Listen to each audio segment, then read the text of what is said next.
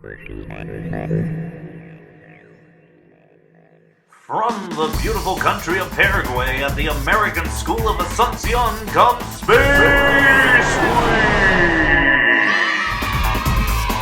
With your very special host, Dr. Tyler Sheldon, Mr. Nathan Lipper, the science teacher, Miss Carrie Liederman, and Mr. Jason Goldman. And now your host. Hello, space aficionados and friends. My name is Tyler Sheldon, the Curriculum and STEAM Coordinator at the American School of Asuncion. It's an honor to work with the Paraguayan Space Agency during the annual Space Week, October 4th to 10th, and share some of what we're doing here at the American School of Asuncion in terms of space sciences and projects. So I'd like to take you through a quick walkthrough of what we're doing here at our school to inspire the next generation of space scientists. You can find us at our website, www.asa.edu.py. There's a variety of resources where we share what we've been doing over the past couple of years, specifically with STEAM education, as well as space sciences. For example, we want to extend special thanks to Dr. Jorge Curita for joining us, for working with us, and for educating us on modern culture and modern practices in space sciences, specifically old space versus new space, as well as inner space, and the opportunity of our students to even launch Arduino units and launch probes up into inner space using a weather balloon. So for example, if you land at our website, you'll find some various clips about what we've been doing recently. And one of them is a direct collaboration with Dr. Jorge Curita. You can go and check it out right here. It's a link to the YouTube video where he visited us during our annual STEAM Expo. We have more presenters as well, so if you like this presentation and want to find out a little bit more, head on over to our YouTube channel, American School of Asuncion, go to the playlists and find the 2021 ASA STEAM Expo playlist. You'll find all of our amazing community presenters, including Dr. Jorge Curita, who share with us their projects, as well as our students collaborating and sharing their projects as well. So let's head back to the website and take a look at the amazing things that we're doing here. We have built a new STEAM center, and now it's part of our pedagogy and culture here at ASA. So I encourage you to check out STEAM at ASA to learn more of what this means. This will open up a new site where you can see all about the culture and learning of STEM education, that's sciences, technology, engineering, art, and mathematics here at the American School of Asuncion. For example, we have refined and clarified our vision of what STEM education is to help our space scientists understand clearly what they need to focus on to be successful. We also have a variety of posts about our community, of what we've been doing over the past 3-4 years with STEM education, the process that we use, the educational approach, the design cycle we use to keep kids on track and focus on the process, not the product, as well as some more things, our community connections and our guiding standards, how we improve our practices here. So I'd like to walk the community through, if you don't mind, a little bit about what does STEAM education look like here at ASA. Most important, we need to have a vision that we all agree on as a community. And our vision is this, that our students will design innovative solutions to 21st century challenges through collaboration, communication, and creativity. And this is what it's about. It's about designing solutions to sustainable development goals that the United Nations has identified, designing solutions to the challenges of our community, whether it is droughts or flooding or pests or crops or anything that are necessary for our community, and doing so by collaborating with community partners, communicating solutions, and being creative in the innovations that we come up with. To design this, we follow a design cycle. Our design cycle specifically has 6 stages. Now, there's many design cycles out there, so it's okay if you and your educational compatriots choose to do a different one. We've based ours actually on the NASA model and on the Engineering is Elementary and the Next Generation Science Standards model. And it's a fairly straightforward model that any subject can use, whether if you're an art teacher, a math teacher, a science teacher, a technology teacher, a social studies teacher. Any subject can adopt this model for project-based learning. The model starts with asking questions, trying to understand the world around us. What is the problem? How have others approached it? What are our definitions and our constraints? From there, we come up with some solutions, we brainstorm ideas, and then we start to plan those out. Creating and making is all about the culture here at ASA in our makerspace, and we like to bring the solutions into the physical and digital reality. Whether it's 3D modeling or prototyping using cardboard, we want to have our students create. From there, we reflect to see what went well, we gather some data, we analyze it, and we look at what needs to be improved. And this is a cycle, and you can go through this cycle as many possible times. And so it's our learning reference and our kind of metric for guiding our students through project-based learning, through maker experiences, and through deeper investigations, whether scientific, mathematical, or civics-based. I'd like to also talk about some of our community connections. We again want to express warm gratitude to Dr. Jorge Curita for being a collaborator and a leader in space sciences in Paraguay. Through his support, we've been able to collaborate with the Paraguayan Space Agency. This is our second year, and we hope to continue this collaboration in the future. Furthermore, here are some of our other collaborators to help us develop our STEM and STEAM ecosystem. OMAPA Regional Mathematics Competition, big appreciation for Claudia Rodriguez and all she does with the Ben Franklin Science Corner, as well as Habitat for Humanity, Techo, and Espacios de Ser, specifically Liu, for organizing Lego robotics every year and doing a phenomenal job of it. And so we want to really appreciate all of the community presenters and community organizers and community leaders that collaborate with us and work with us on a yearly basis to help our students see what are the true problems and challenges of our communities, of Paraguay, of Latin America, and how can we come up with innovative solutions through collaboration, creativity, and communication. Also, to base all of this, we use guiding standards from an external organization called Cognia. Cognia is an educational accreditation agency that accredits thousands of schools around the world. Cognia specifically has STEM and STEAM accreditation standards that we use to ensure that our program and our practices are aligned with modern research and with best practices. And this translates to focusing on a STEM and STEAM community, STEM and STEAM learning culture, STEM and STEAM experiences, and specific outcomes in the program. Okay, it's been a great honor to chat with you. If you have some more information in our programs, again, go to the American School of Asuncion, go to STEAM at ASA. You can even find a handbook to a recent STEM educators conference that we did, full of resources and materials for you and your educators and your teams to learn from. It goes over kind of what I just talked about with a little bit more in depth into some actual materials and resources that are all free and all open source.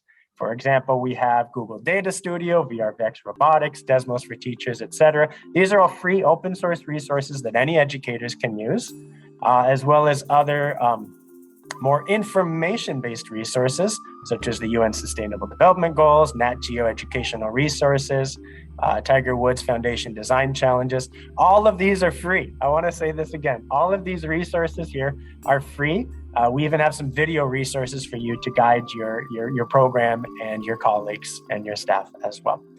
Additionally, you can go ahead and see what we've done for the past 2 years with our STEAM Expo and see if you want to collaborate and present and help out with us. We have some fantastic student creations and student projects that were presented as part of an expo.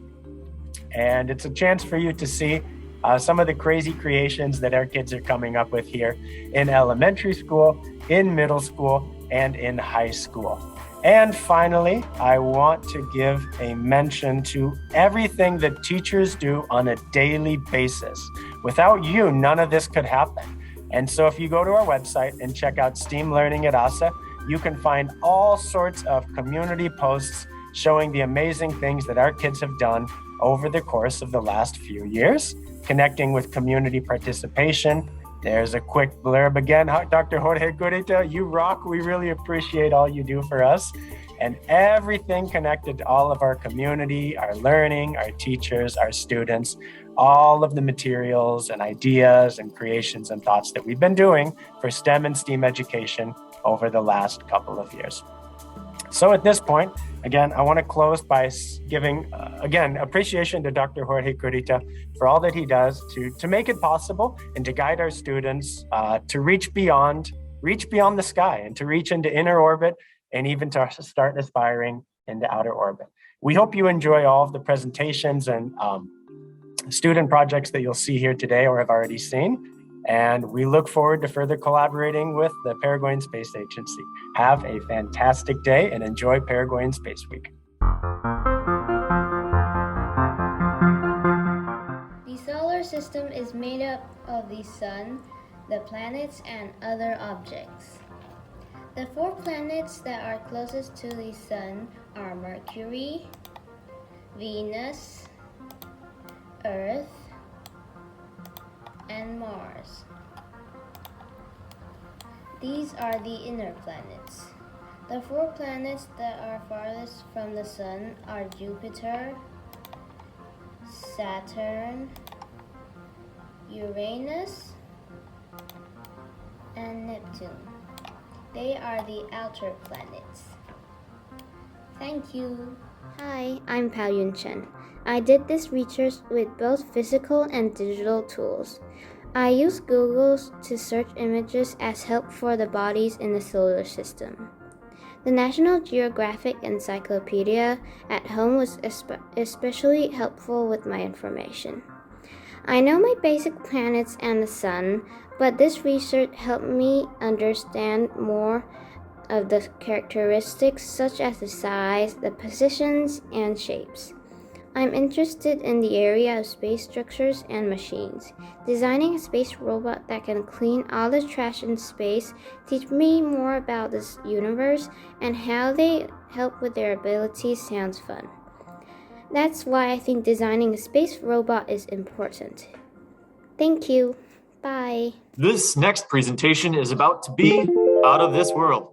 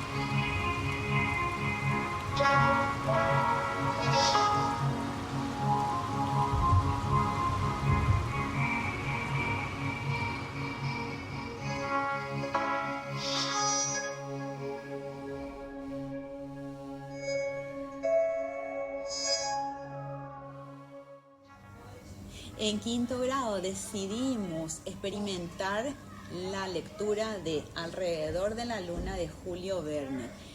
Fue impresionante cómo día a día los chicos querían escuchar un capítulo más y hacerse preguntas e hipótesis sobre esta historia. Me sorprendió cómo trataban de discutir, analizar y conocer más sobre cosas científicas, la gravedad, la distancia, el tamaño de la nave, cómo tenían que sobrevivir allá, si es que llegaron, si es que cuando regresaron, cómo regresaron.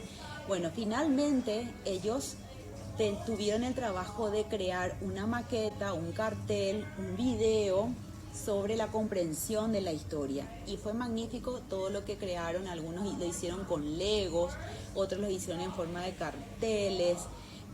Cada uno de alguna manera demostró cómo comprendió ese libro, y todas las nociones científicas y relacionadas al espacio que conocieron fue realmente increíble. Así que recomendamos la lectura para adentrarse en el mundo de la ciencia.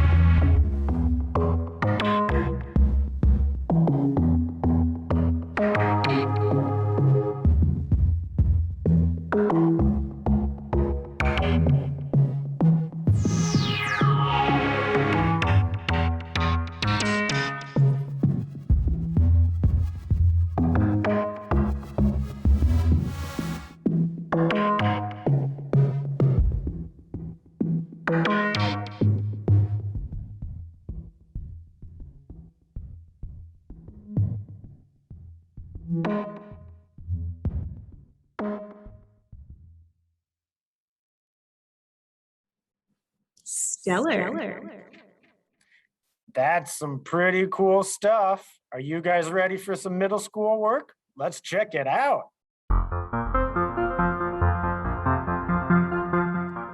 Hello, everybody. My name is Nathan Lipperer, and I am the science teacher at ASA.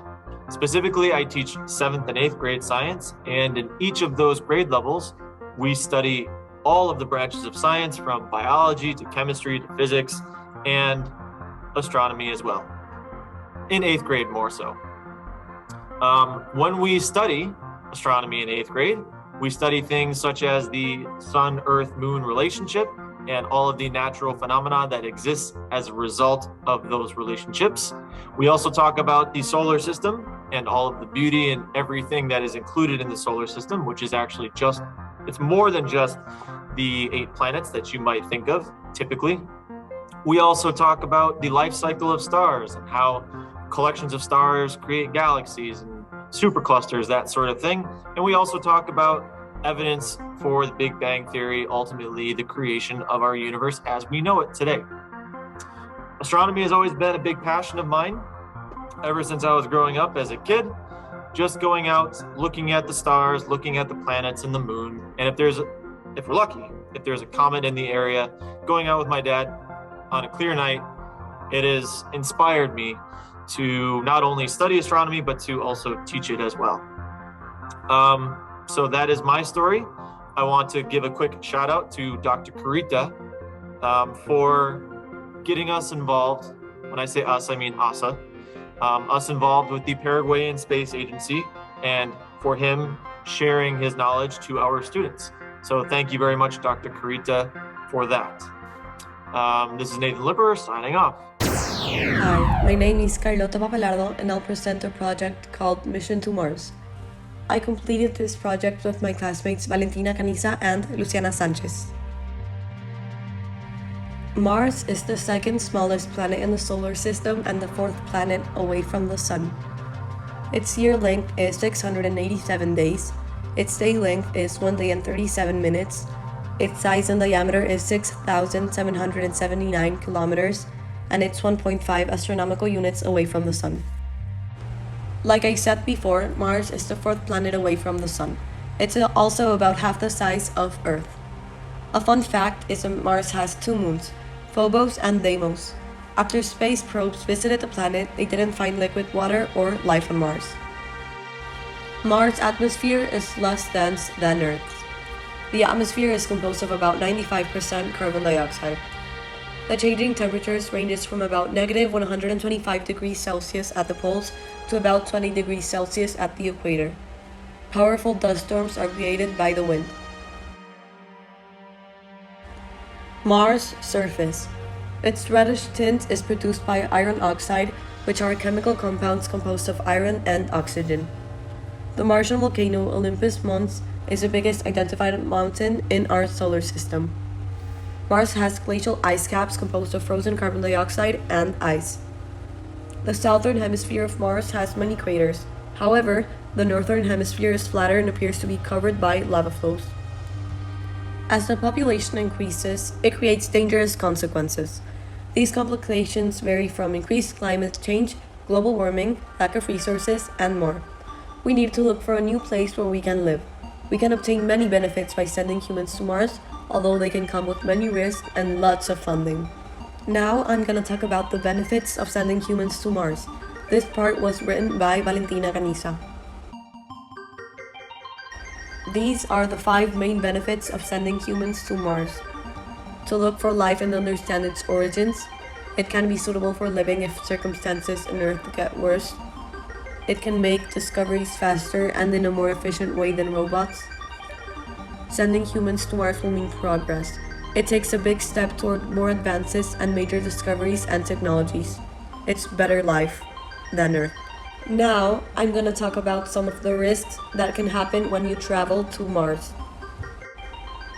The initial step of moving to Mars is leaving Earth. The principal risk here is that your rocket can blow up before you leave Earth. If you want to take many people to Mars, you will need a gigantic rocket. A rocket launch requires a contained explosion. If anything goes wrong, then many people can get hurt. An example of this is that between 1981 and 2011, 833 passengers used NASA's Space Shuttle program and 14 people died in explosions. After leaving Earth, the rocket faces new issues. One of the most critical aspects of traveling to Mars is radiation. Radiation is energy that comes from a source and travels through space at the speed of light. Earth is shielded from intense radiation because of our atmosphere and magnetic field. Radiation can increase the risk for cancer, central nervous system damage, and multiple degenerative diseases. How to address this problem? Monitoring and shielding can protect you from severe radiation. The materials used for structures and objects needs to be effective enough against radiation. Isolation. If someone is isolated from Earth with other people for a long time, there will be behavioral complications. Some isolation effects include low sleep quality, depression, cardiovascular function, cognition, and mood decline. Miscommunication with your teamwork can affect the outcome of missions.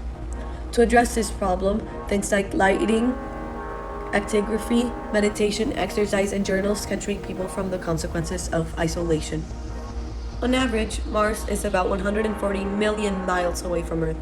Communication delay can last 20 minutes, and if any equipment doesn't work, then the people will have to work on their own. Because of the distance, there can also be food and medicine shortages. If anyone requires medical attention, they will have to solve it on their own. There needs to be enough food and medicine stored to address this problem. The people on board should know about medication and how to fix equipment. Food processing, formulation, packaging, and preservation should improve. Mars has around 1/3 of Earth's gravity. It's difficult for the human body to adapt to other gravity fields, so this will affect your spatial orientation, locomotion, balance, and you might experience motion sickness. Vision complications can also be a big problem. The fluids will move to your brain, which will apply pressure to your eyes. Without enough gravity, your body will lose minerals and your muscles will be weaker because it's accustomed to fighting against gravity. To address this problem, people need to monitor the distribution of fluids and nutrition. Different medicine can help with specific problems, like preventing kidney stones and bone loss. Regular exercise can also keep your muscles active and healthy. The environment in space can also affect your health. In restricted habitats, microorganisms travel faster to distinct bodies. In space, your immune system and stress hormones are different. This means people have a stronger reaction to getting diseases or infections. To address this problem, NASA should control the air and make sure it stays from dangerous gases. The astronauts should test their blood and urine to check for infectious diseases. Another risk is the toxic soil. The soil on Mars has perchlorate compounds with chlorine, iron oxide, and peroxide. Perchlorate is a deadly chemical used in explosives and fireworks. There's a high chance a small particle of the soil can create a hole in your suit in a powerful sandstorm. The toxic soil can mess up equipment, clog the door seals, and cover solar panels. It's impossible to grow food there. How to address this problem? Every object has to be strong enough to survive on Mars. They needed to modify particular items and prevent the soil from coming into other parts of their machines. People have to stock up on food or identify another option where they can produce food on Mars. For the last part, I'm going to talk about the funding. This was written by Luciana Sanchez. To venture into space, we need a launch vehicle to get us there. It costs around $8.75 billion for NASA's Space Launch System. The SLS was built for missions to the Moon, Mars, Jupiter, or even Saturn. It towers at the height of 23 stories above its launch pad and can carry cargo, astronauts, and the Orion, a capsule we will discuss later on. The SLS is by far the most expensive item required, but it's also the most important. Spending $8.75 billion is worth it to get us to Mars and make history. To safely carry the astronauts into space, we need the Orion capsule. The Orion 4-person capsule will cost $900 million. It will also provide a living area for the crew. It was designed to bring 4 people, ideal for our mission since carrying 4 astronauts into space. The capsule is attached to the top of the SLS and detaches once the Orion reaches orbit. Since the SLS mostly takes the Orion, the capsule itself doesn't have immense power or speed. To make this Mars mission work and cost efficient, we need the Orion capsule and a Mars team. The cost to launch estimates $2.1 billion. To ensure the SLS and Orion have a safe takeoff, we needed to spend money to upgrade the launch pod. We want to have the SLS and Orion take off from the launch pad at the Kennedy Space Center. The money invested in the takeoff of the SLS will also be used to take extra precautions to ensure the crew stays safe. The launch of this system will make or break this mission, so we must treat it with the utmost importance, including splurging some money. It will cost around $300 million yearly to feed 4 astronauts. To keep our astronauts alive and healthy, we must provide them with 3 meals a day. The trip to Mars is a long one, and we need to keep our astronauts well fed and happy to have a fruitful mission. This is not only one of the cheapest main expenses, it is also one of the most necessary. Earth, otherwise known as our home, is in danger of overpopulation and climate change. If we continue to do nothing about it, chances are we won't survive. That is, unless we look outwards into space and other planets, precisely Mars. Mars most closely resembles Earth, and it's extremely close, a perfect candidate to be our new home. This mission will truly be revolutionary. Never before have humans stepped on another planet, much less lived in it. This mission will truly make history, and it will be an honor for NASA to take the next step in space exploration. For years, NASA has been paving the way in space discoveries, and now it can be done once again. This mission comes with risk and expensive, but isn't that what space exploration is all about? Thank you so much for paying attention to my presentation.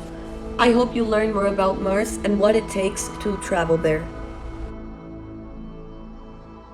How do you make a taco better? Make it a little meteor. More on astronomy coming up. Ever since the beginning of life, we've always wondered what is above us, what is in space. Even discovering the word space, even discovering the principles of stars and planets and all this. Now, many things that we do on Earth are also similar to things that happen on other planets. For example, on Earth, we've been developing drones that people now every day could buy in a store. But now drones like these have been used on Mars to discover the new planet. Now, many other things. Since the space race started in 1969, we've been going back and forth to space trying to discover more, and every time try to go deeper and deeper into space. Now, many times we discovered things like how to get there faster, how to bring things there, or even come up with these crazy ideas like how to make a space station there or a lunar station. Now, even up to nowadays, where there's privatized companies doing this, like you have SpaceX, Blue Origin, discovering how to do reusable rockets and how to even get people, like everyday citizens, into space for fun and travel. So definitely space has changed a lot, and space definitely has always been a wonder of human. It's been a human nature to always just want to discover what there is and always want more and more to know what happens there. Now, like I mentioned, more and more nowadays, stuff that technology has been more accessible to everyday people. For example, the other day, I spent a week building this drone. This drone uses very powerful engines, all systems of computers, everything you can imagine. But these could all be bought on Amazon and websites like this. Now, this drone, what makes it different from the drone on space? The only main principle of difference is the aerodynamics of it. Of course, in a different planet, there's different aerodynamics. Earth has different gravity than Mars. Earth has different properties of air and stuff like this. But essentially discovering how to do something on Earth, we can replicate that in space. And we can try to replicate and discover ways where we can adapt to those things. For example, we've been using jet engines here for planes and stuff like that, but they adapted those engines in a special way to use them for spacecrafts. So all through time, since the beginning of the space race, we've been evolutionizing and discovering and reinventing new things every day and day to make space more accessible, because all know, we've always wondered what was up above us. Wow! Kids these days, they really have some cool passions and interests. Let's see what those high schoolers are up to, eh? Here we go.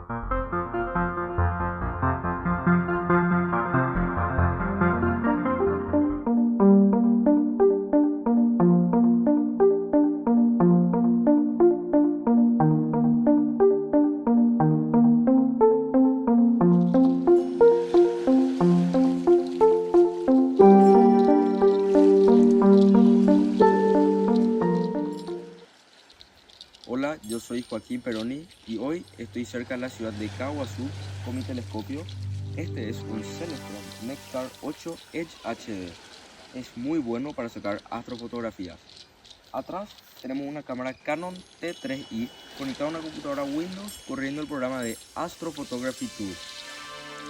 En mi celular estoy corriendo el programa de Celestron de Sky Portal. Este programa uso para controlar todos los movimientos de mi telescopio, entonces desde ahí puedo apuntar a cualquier objeto en el espacio. Hoy estaremos fotografiando la nebulosa de Messier 16, también conocida como la nebulosa del Ayla, ubicada en la constelación de Serpens. Esta nebulosa es conocida porque es una zona de mucho hidrógeno y es un lugar donde nacen muchas estrellas. Bueno, ahora estaremos apuntando el telescopio hacia la nebulosa de M16. Utilizando el botón de acá, el telescopio solo se va a mover a la posición indicada. Ahora que ya está eso, vamos a ir a nuestro programa de Astro Photography Tool, donde vamos a poder empezar nuestra sesión. Acá tenemos el programa de Astro Photography Tool. Desde este programa vamos a estar controlando la sesión de imágenes de esta noche. Primero tenemos que seleccionar el nombre del objeto que vamos a estar haciendo esta noche. En este caso es M16. Después vamos a estar configurando cuántos segundos queremos que dure cada exposición. Hoy vamos a estar sacando exposiciones de 45 segundos. ¿Sí? Después configuramos toda esta parte, que son configuraciones de la cámara, que son muy importantes para el resultado de nuestra imagen. Y finalmente estaremos configurando el tiempo de pausa entre imagen e imagen para antivibración del espejo. Bueno, finalmente estamos listos para iniciar nuestra sesión de fotos y podemos empezar. Ya finalizada nuestra sesión de fotos, ahora empezaremos el proceso de stackear nuestras imágenes. En este proceso estamos utilizando la aplicación de Deep Sky Stacker. Acá estaremos abriendo todas nuestras imágenes y lo que haremos es juntar todas las imágenes en una sola usando este programa. Entonces abrimos nuestras imágenes que ya están elegidas, seleccionamos las imágenes y finalmente las abrimos acá.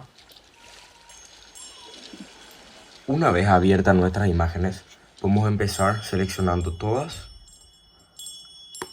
Y ahora estamos listos para empezar el proceso de stackear nuestras imágenes. Haremos así. Y esto ya está todo automático, entonces solamente tenemos que comenzar. Una vez finalizado este proceso, tendremos una sola imagen sin mucho color que tenemos que llevar a Photoshop y ahí finalizar la imagen para que luzca.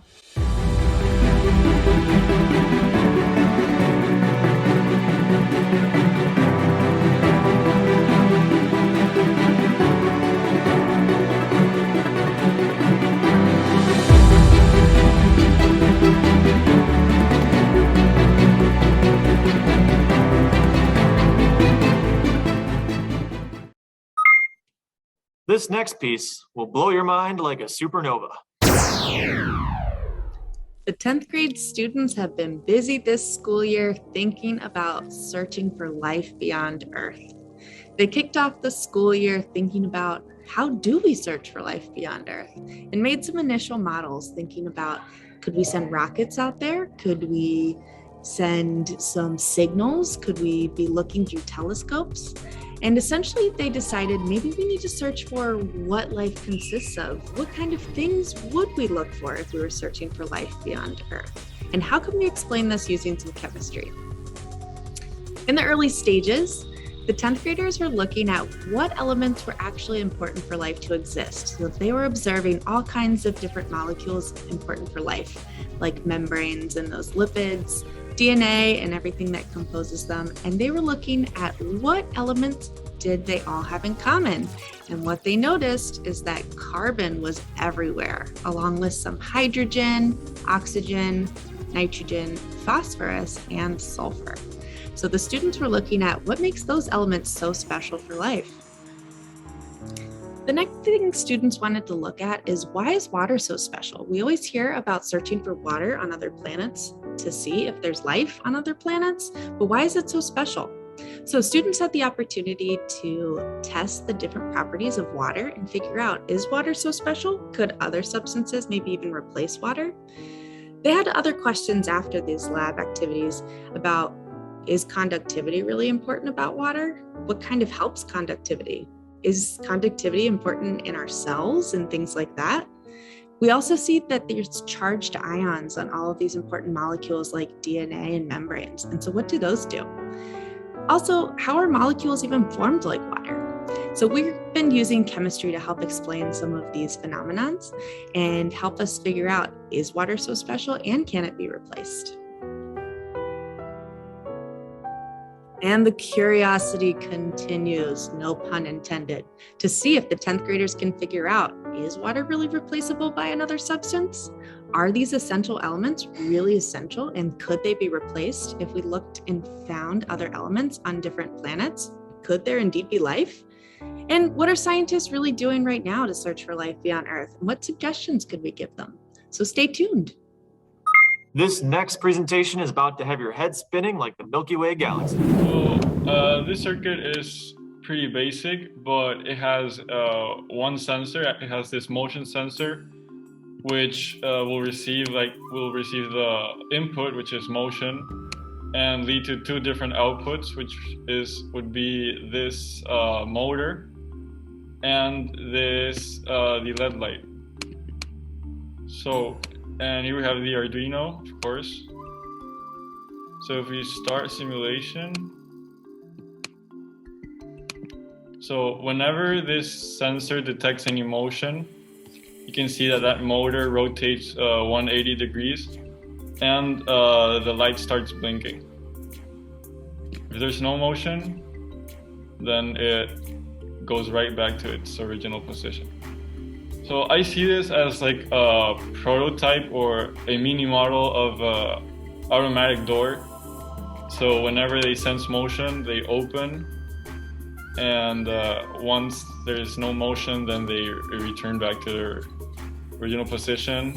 They close back, and yeah, so they open and then they close back. And also these doors often come with blinking lights. Whenever they're open, there's a light that starts blinking. So this is just like a mini model of an automatic door, a mini model of its circuits and its mechanics as well. A quick question for you, Hero. What was the hardest part in this? Kind of the original design, or coding it, or finding, putting all of the pieces on the breadboard? Well, yeah, I think putting the pieces in the breadboard, because like you have to connect everything here, and I looked for some, like there were parts where I was stuck, so I had to look I had to like search for answers or look at other models to understand how to connect everything. So I think that was a hard part. The code was not too hard because this is pretty simple. There's nothing too complicated about this. So whenever there's like motion detected, here you can see that my servo is a motor, so 180. It turns 180, it rotates 180 degrees, and the blinking lights, I added this. This says delay because I wanted the lights to blink. So LED high means that the light is turning on, and then LED low means that the light is turning off. So it turns on, and then there's a delay, and then it turns off. So I also had to find a way to make it a blinking light rather than just a light that stays on. And so following your code there where it says else, meaning that if it's not receiving the input, right, the microserver returns back to 0, which is 0 degrees. Yes. During the engineering robotics class, we started utilizing Tinkercad to create Arduino Uno R3 projects. And for my first project, I decided I saw that in traffic, many people, once there's a green light, they wait for some reason, and it slows traffic down a lot because they have to wait, and then the car behind them has to wait, and the car behind them has to wait, and it's very detrimental to speed up times. So what I created was a sensor that detected if there was any object in the close to it, and if there was, as you can see, the motor's off, but if there isn't, the wheels start turning. It looks like actually the number is there. Can you tell us a little bit about the number there, the wheel turning? Yeah, this is the revolutions per minute. It's how much the wheel turns per. This is the maximum for the specific motor.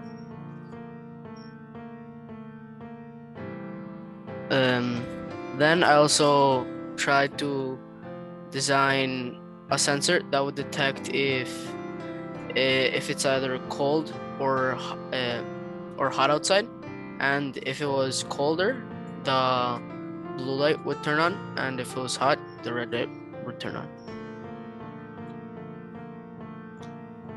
Cool. Thank you very much, Nice. Ilan. I like it.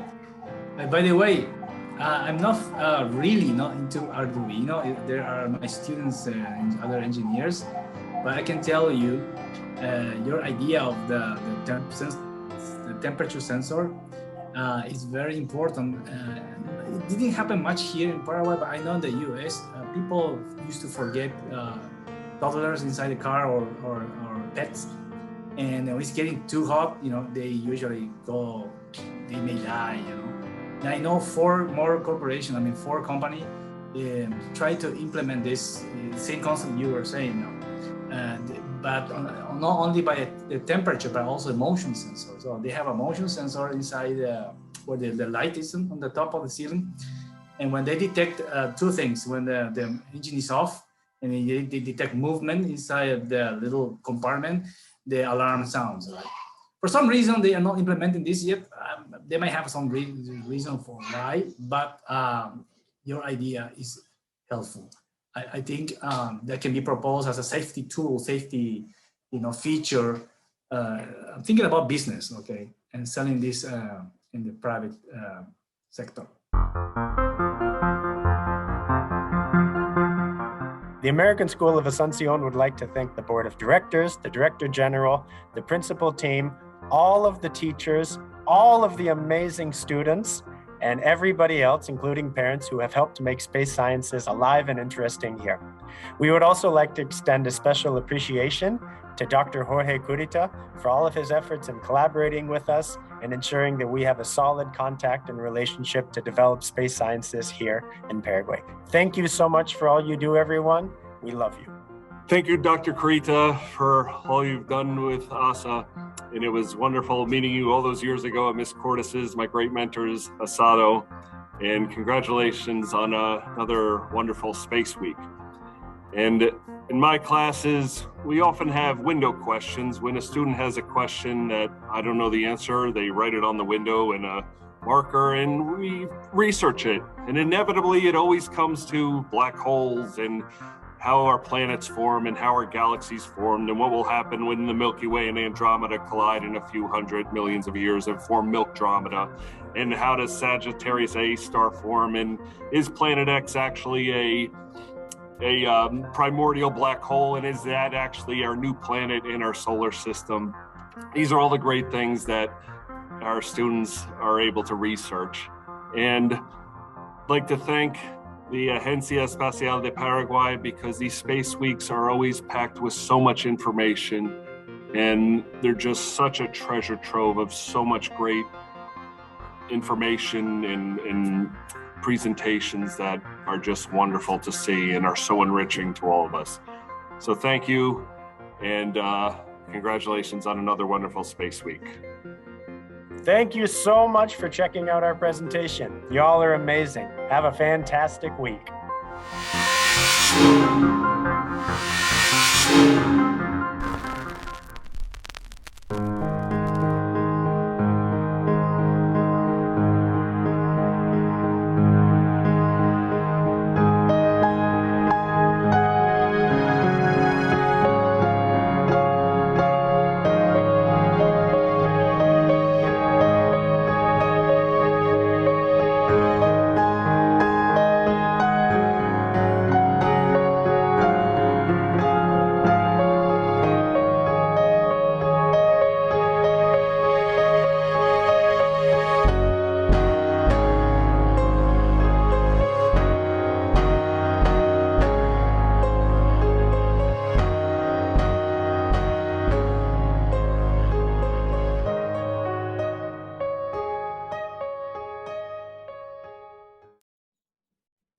That was out of this world.